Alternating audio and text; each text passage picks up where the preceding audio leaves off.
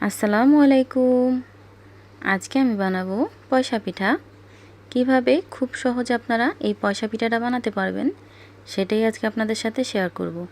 একদম সহজভাবে দেখানোর চেষ্টা করব। এখন দেখে নেই আমি কিভাবে এই পয়সা পিঠা বানাইছি। প্রথমে আমি এখানে হাফ কেজির কম পানি নিয়ে নিছি। পানিটা যখন বলক চলে আসছে লবণ দিয়ে তারপর শুকনো চালের গুঁড়ো দিয়ে দিলাম 1.5 কাপ পরিমাণ। একটুখানি ঢেকে রেখে কিছুক্ষণ নাড়াচাড়া দিয়ে নিব।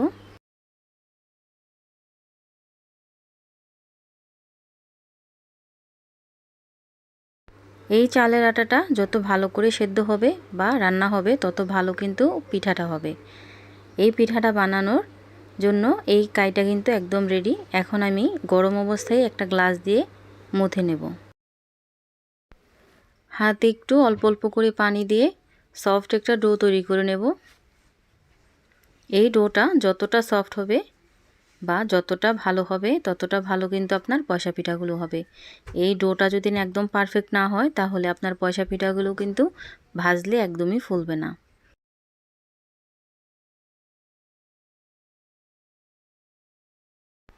এই তো ডোটা কিন্তু আমার একদম পারফেক্টলি রেডি হয়ে গেছে। এখন আমি পয়সা পিঠার শেপ দিয়ে নিব।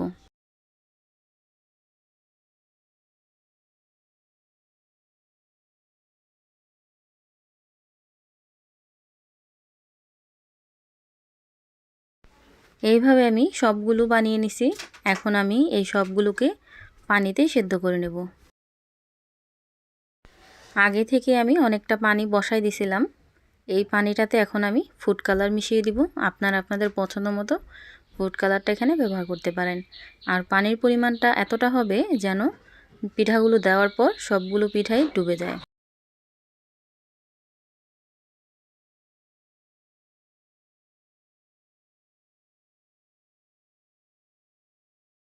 সবগুলো পিঠা আমার দেওয়া হয়ে গেছে। এখন ঢাকনাটা লাগিয়ে 15 থেকে 20 মিনিট অপেক্ষা করব।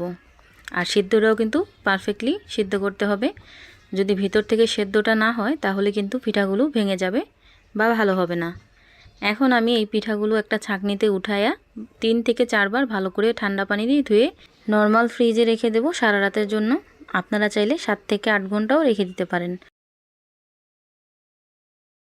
সারা রাত ফ্রিজে রাখার পর এখন আমি এই পিঠাগুলো কেটে নেব। আর কাটার সময় অবশ্যই বটিতে একটু তেল মেখে নেবেন, তাহলে কিন্তু কাটতে খুব সুবিধা হবে। আমি বটি দিয়ে কাটতেছি, আপনারা চাইলে চাকু দিয়ে কাটতে পারেন। আর যতটা সম্ভব একটু পাতলা করে কাটবেন।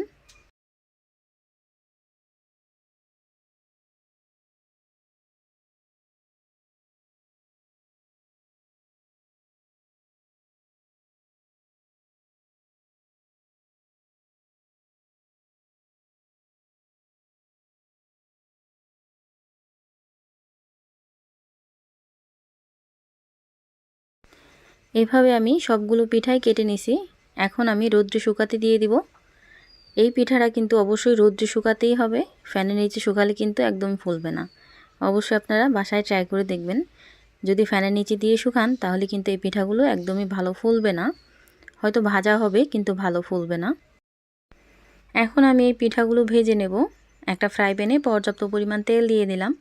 তেলটা যখন একদম গরম হয়েছে ওই পর্যায়ে আমি পিঠাগুলো ভেজে নেব। তেলটা ঠান্ডা অবস্থায় কোনোভাবেই পিঠাগুলো ভাজতে যাবেন না। দেখতেই পাচ্ছেন কীরকম সবগুলো পিঠাই কিন্তু একদম ফুলে ডাবল হয়ে গেছে। এভাবে আমি আরও কিছু পিঠা ভেজে নেব। আপনাদের যতটুকু প্রয়োজন ভাজবেন, বাদবাকিটা রেখে দিবেন একটা শুকনো কন্টেনারে ভরে।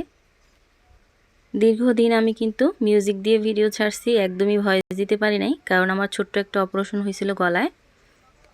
এজন্য আমার সাবস্ক্রাইবারদের জানাই অসংখ্য ধন্যবাদ আমাকে এতটা সাপোর্ট করার জন্য। আমার এই ভিডিওটা যদি আপনাদের কাছে একটু হলেও ভালো লাগে তাহলে অবশ্যই আমার চ্যানেলটা সাবস্ক্রাইব করে দিবেন। আর যদি অলরেডি সাবস্ক্রাইব করে থাকেন তাহলে অসংখ্য ধন্যবাদ। সবাই ভালো থাকবেন, সুস্থ থাকবেন। আল্লাহ হাফেজ।